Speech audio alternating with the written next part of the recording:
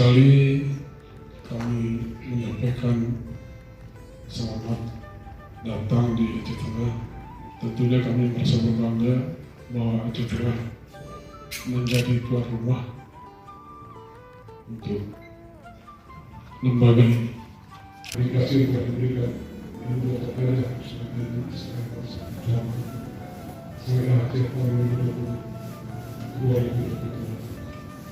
Semoga membaik, tak terjaga, sekolah ini dapat berjalan dengan keluarga bersama dengan